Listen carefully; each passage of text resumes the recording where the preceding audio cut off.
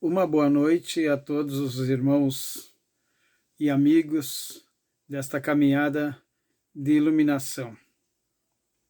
Hoje nós vamos tratar do livro Evangelho segundo o Espiritismo, capítulo 5º, o item 4. Nós vamos tratar das causas atuais das aflições. Então, meus amigos, as dificuldades da vida são de duas espécies, ou se assim se quer, tem duas fontes diferentes que importa distinguir. Umas têm sua causa nesta nossa vida presente e outras fora dela. Remontando a fonte desses males terrestres, se reconhecerá muitos que são a consequência natural do caráter e da conduta daqueles que suportam tais males. Então, quantos homens tombam por suas próprias faltas? Quantos são vítimas de sua imprevidência, de seu orgulho, de sua ambição? Nós somos os arquitetos de nossas realizações materiais, assim como também de nossas realizações espirituais e as respectivas companhias invisíveis que nós atraímos. Então, somos perfeitamente responsáveis por tudo aquilo que pensamos e sentimos.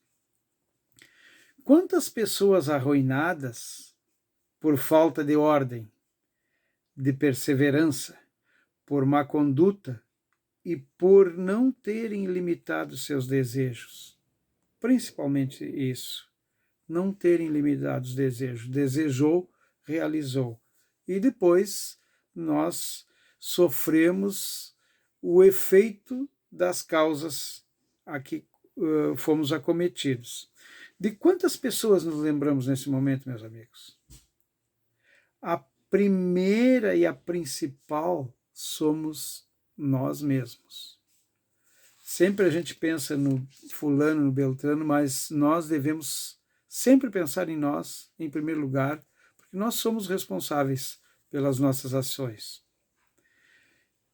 Quantas uniões infelizes, porque são de interesse calculado ou de vaidade, com as quais o coração nada tem a ver, quer dizer, os interesses em jogo são outros. Quantas dissensões e querelas funestas se poderia ter evitado com mais moderação e menos suscetibilidade, quer dizer, com mais sensibilidade, uma sintonia fina para a gente se dar conta das coisas. Quantos males e enfermidades são consequências da intemperança e dos excessos de todos os gêneros? Quantas vezes a gente diz coisas num momento de exasperação que dali a poucos segundos ou poucos minutos vem a se arrepender por ter dito aquilo? Se a gente tivesse tido um pouco mais de temperança, um pouco mais de cuidado com o que ia dizer, pensar um pouco antes de dizer as coisas, para que a gente não venha se arrepender depois. E quantos pais são infelizes com seus filhos porque não combateram suas más tendências no princípio? Às vezes por fraqueza, às vezes por indiferença, deixaram-se desenvolver neles os germes do orgulho, os germes do egoísmo e os germes da vaidade, que secam o coração. Mais tarde, recolhendo o que semearam, porque o plantio é livre, mas a colheita é certa. Então, recolhendo aquilo que eles plantaram, eles se espantam e se afligem pela sua falta de respeito e de ingratidão. E lá, no começo, onde deveriam ter sido corrigidas aquelas más tendências, eles tiveram aquela velha atitude de passar a mão por cima, porque é filho, e não corrigiram o que precisava ser feito. Então, pais que fazem as vontades dos filhos, na tenra idade, às vezes com a desculpa de não passarem pelas mesmas dificuldades que eles, pais, passaram, estão faltando ao seu dever de pai e o seu dever de orientador, com aquelas criaturas que Deus colocou sob seu cuidado para que pudessem ser encaminhadas na vida.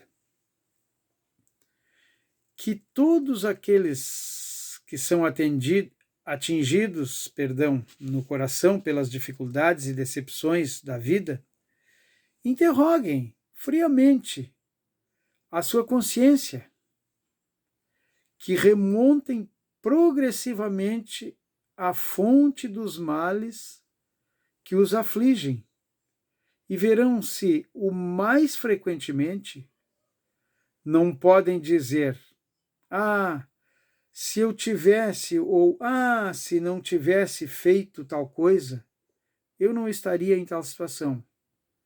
Então, às vezes, é por ação ou por omissão que nós nos deparamos com a situação. A nossa experiência e o nosso aprendizado só vem com a vivência das situações ao longo de cada encarnação. Nós temos muitas vezes que experienciar vivências, passar por as situações, para que a gente cresça como ser humano, para a gente crescer como pessoa e como indivíduo. Nós precisamos passar pelas dificuldades para que a gente saia delas fortalecido. Então, meus irmãos, a quem culpar de todas as aflições, senão a nós mesmos? Nós temos responsabilidade sobre a nossa vida. Nós só podemos e conseguimos mudar a nós mesmos, se conseguirmos. O homem é, assim, um grande número de casos, o artífice dos seus próprios infortúnios. Mas ao invés de os reconhecer, ele acha mais simples, menos humilhante para a sua vaidade, acusar a má sorte, a providência, a chance desfavorável, a sua má estrela, enquanto que sua má estrela está na sua incúria, na negligência como a gente trata as situações que nos aparecem na vida. Então nós devemos pensar a esse respeito, sinceramente e profundamente. Devemos fazer o mea culpa, sincero e às vezes doloroso de assumir a nossa responsabilidade sobre as nossas escolhas e os nossos passos. Nós sabemos que a semeadura é opcional, mas a colheita é certa. Então nós temos que fazer muito bem a escolha das sementes que nós estamos plantando na nossa vida e na nossa volta e na nossa família e naquele meio onde nós vivemos. Os males dessa natureza foram seguramente um notável contingente nas dificuldades da vida. O homem os evitará quando trabalhar para o seu aprimoramento moral, tanto quanto para o seu aprimoramento intelectual. Nós sabemos que a nossa era atual é muito evoluída intelectualmente, mas moralmente nós estamos longe daquilo que nós precisamos para fazer o nosso planeta Terra passar a fase de transição planetária. Então, o orai e vigiai, que é do Mateus 26:41, é essencial para nós nessa situação, porque nós temos que estar atentos, não ao outro, não aquele que nosso colega, nosso amigo, nosso vizinho, ou a outra pessoa que está convivendo conosco, mas a nós próprios.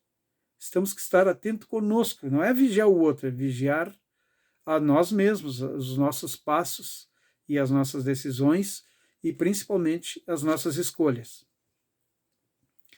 Aí também em Romanos, Jesus já disse assim, ó, acordem vocês que dormem. Nós estamos dormindo e a vida está acontecendo. Então nós temos que acordar e fazer as coisas certas, quer dizer, fazer as escolhas certas. Seguindo aqui no item, a lei humana alcança certas faltas e pune as pessoas, pois dizer-se que é suportar a consequência do que fez, mas a lei não alcança e não pode alcançar todas as faltas. Ela atinge mais especialmente aquelas que prejudicam a sociedade, e não aquelas que não prejudicam, senão aqueles que as cometem. Mas Deus quer o progresso de todas as criaturas. Por isso, ele não deixa impune nenhum desvio do caminho reto. Não há uma só falta, por pequena que seja, uma só infração à sua lei, que não tenha consequências forçadas e irreversíveis, mais ou menos tristes. De onde se segue que nas pequenas, mas grandes coisas o homem é sempre punido pelo que pecou? Quer dizer, sempre nós sofremos as consequências daquelas pequenas ou grandes faltas que cometemos, perdão. A lei de causa e efeito é infalível, ela vai acontecer, quer a gente queira, quer a gente não. Quer a gente acredite ou quer a gente não acredite nela, ela se manifesta. Todo o efeito é resultado de uma causa. Então, meus amigos, os sofrimentos são a consequência, são para este homem uma advertência de que ele errou. Eles lhe dão a experiência, fazendo sentir a diferença entre o bem e o mal, e a necessidade de se melhorar, para evitar no futuro o que lhe foi uma fonte de desgosto. Sem isso, não teria nenhum motivo para se emendar, e confiando na impunidade, retardaria seu adiantamento e, por conseguinte, a sua felicidade. E em atrasando o seu adiantamento e a sua felicidade, ele está também atrasando a regeneração do planeta. E isso está bem claro nesse livro muito atual do Divaldo Franco, que eu acabei de ler, um livro que saiu agora no final de 2020, novembro de 2020, e eu aconselho a todos os irmãos a fazer a leitura.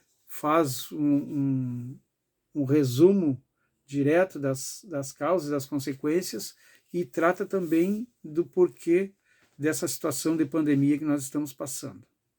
Então, meus irmãos, uma boa noite para todos, muito obrigado pela atenção, e fiquem com as luzes de Jesus e que a gente vai passar essa situação difícil que está se nos apresentando. Uma boa noite.